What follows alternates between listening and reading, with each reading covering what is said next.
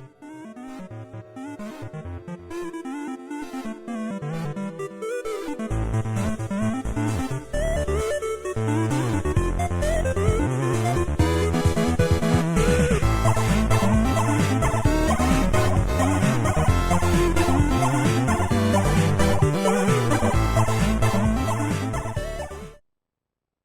guys and girls, and welcome to Games Rare, and today we're taking a look at Marble Madness, the arcade version. If you haven't heard of Marble Madness, where have you been?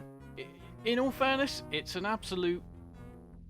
weird one, in all fairness. You've either heard of it, and you know everything about it, or you've not heard about it at all. Yeah, well, it came onto many different consoles, be it the NES, you name it, it's been on it. Now, originally from the arcades from 1983, this is Marble Madness. Now, obviously, the prime differences between the console versions and the arcade versions, first of all, would be that the arcade versions look better because obviously the hardware was certainly more advanced than consoles back then. The other huge difference is that with the arcade version, you had a trackball, which makes a whole lot of sense, because when it comes to controls on here, it's really not an easy task. The fact that you've got to use a D-pad for a game which is meant to be able to move a ball in a 360-degree radius, put it this way, it's not very easy. It really is not easy. So, if you don't like a challenge, don't play this game. I'll tell you that straight away, because I can literally only get to the 3rd level. Now, there are only 6 levels in total. Only 6 levels, I say. But they literally start off from easy, and by the time you get to the 3rd level, absolutely hard. Now, obviously, you score bonus points for the quicker you do this, the more style and flair you do it in. Well, actually, that's a lie. But the quicker you do it, the more time you get added on at the end, which will then give you more time added on to the next level, which will make it a lot easier. Trust me when I say this, it will make it a lot easier further on as you go.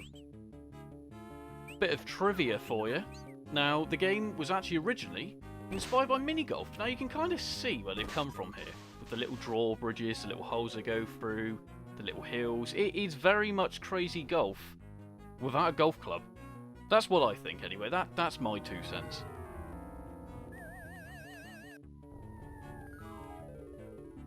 Now, the crazy thing is, for the time period, this was quite ahead of the game in all fairness. Just look at the way it looked. For a game from 1983, they were kind of pulling off a sort of 3D looking game, where when you think about it and you look back at that time period, there really weren't that many at all. The game also does boast simultaneous multiplayer. Literally 2 people playing on the same screen, both with trackballs, and you can obviously knock each other off. You know what I mean? And I don't mean kill them. And once you do that, it means you've got the upper hand.